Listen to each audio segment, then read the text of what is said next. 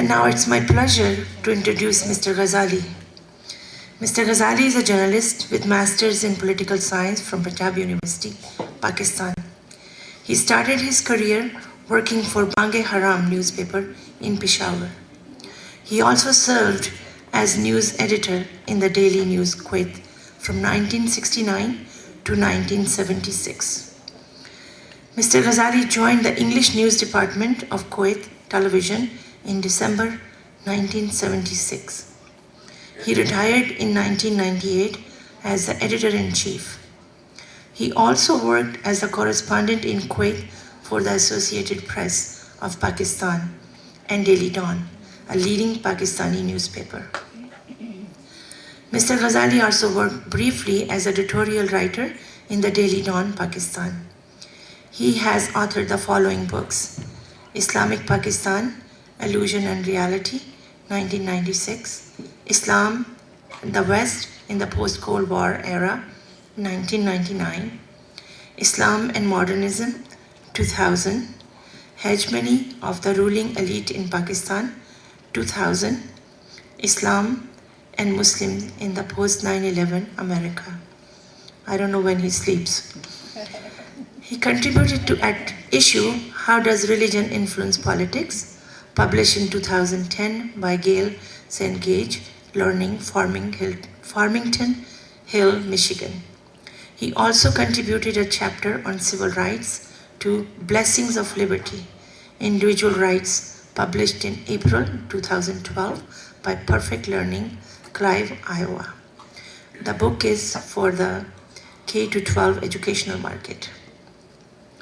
He also contributed a chapter, Why the US Image Declined in the Muslim World, to US Foreign Policy Towards the Muslim World, focus on 9/11 period, published in 2010. He has written extensively on the Middle East, South Asian, and American Muslims issues, which is published widely by the media in the Middle East, India, Pakistan, and the United States. He is currently working as a freelance journalist and the executive editor of American Muslim Perspective. Hold on, I'm not done yet. His most important contribution is as American Muslim Voice. Remember that. American Muslim Voice is communicator director and webmaster. No, joking aside, Mr. Ghazali has made tremendous contributions for the good of Islam and Muslim community. Please join me giving Mr. Ghazali a warm welcome.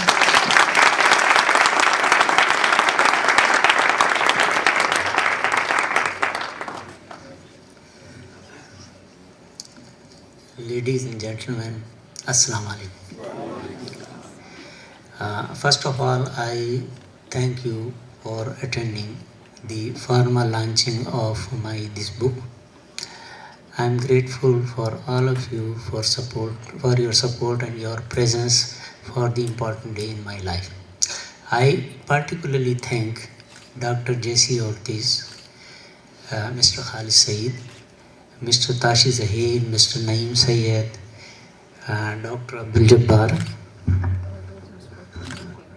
I think it is Dr. Abdul Jabbar, Mr. Craig Weisner, California State Assembly Member Bill Quirk, and Dr. Aga Saeed and Professor Arthur Scott for making time to write comments about my book. I would especially like to thank Mr. Khalid Saeed, Mr. Naeem Sayed, and Dr. J.C. Ortiz for coming such a distance to be part of this gathering. A special thanks also to Mr. Talat Mahmood. I think I'm pronouncing your name correctly for the first time, maybe. Mr. Talat Mahmood of Modesto, he is coming all the way from Modesto, who has designed a beautiful color for this book. He is here with Dr. Hassan Hussain from Modesto. Today's event, see this, there is a problem. Okay, now I think. Today's event reminds me about the launching of my first book about Pakistan in 1996 in Kuwait, where I worked in print and electronic media for more than 3 decades. The book, titled Islamic Pakistan, Illusions and Reality, was printed in Islamabad. It was also published on internet. In those days, web publishing was not very common. Surprisingly, I got many comments about the book from different parts of the world. One of the persons who commented on my book was business consultant Dr. Ahmed Farooqi from the Bay Area. And I was delighted to meet him here unexpectedly in 2001. Coming back to my latest book, you have listened very informative comments and observations about the contents of my book, which is a documentation about what happened to the Muslim American community during the last decade. Now, most important task, all challenge before our community is how to move forward despite all odds. Our community has responded to the post 9/11 challenges with political and social activism, media campaigns, outreach and interfaith dialogue. I see the community more proactive as it believes that the best way to protect its eroding civil rights is to become more active politically. From coast to coast, Muslim and Arab American groups are organizing as never before to make known their concerns about the shrinking civil liberties. They have gone beyond sign-waving demonstrations to hold voter registration drives, meet with politicians, and form alliances with other civil rights and religious organizations. Muslims are becoming more organized and vocal in their demands, petitioning school boards to establish prayer rooms in public schools for their children and turning to the courts when they believe their constitutional rights to practice their faith have been violated. I am proud to say that American Muslim Voice is pioneer in introducing the concept of peace picnics and open houses as an effective outreach to the fellow Americans.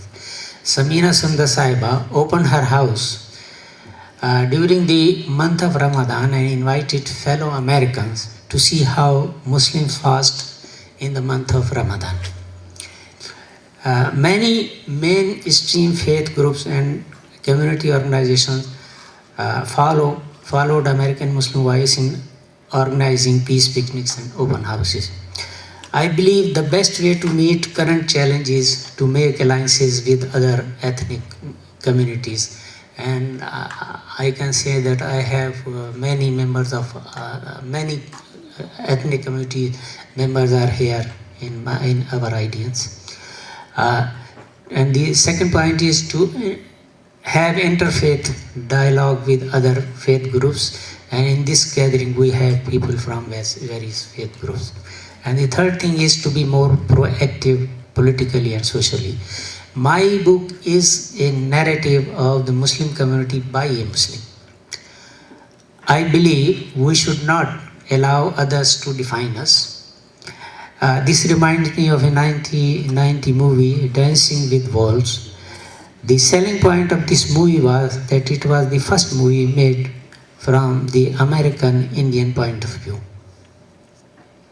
My book, Islam and Muslims in the post 9/11 America, may not be the first narrative about what happened to Muslims during the last decade, but I can say that this is a substantial addition to the Muslim narratives.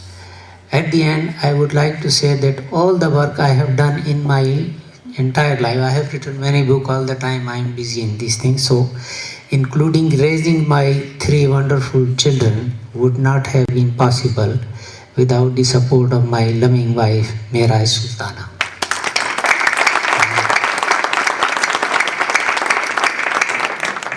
Once again, I thank everybody for making this event successful, and thank you.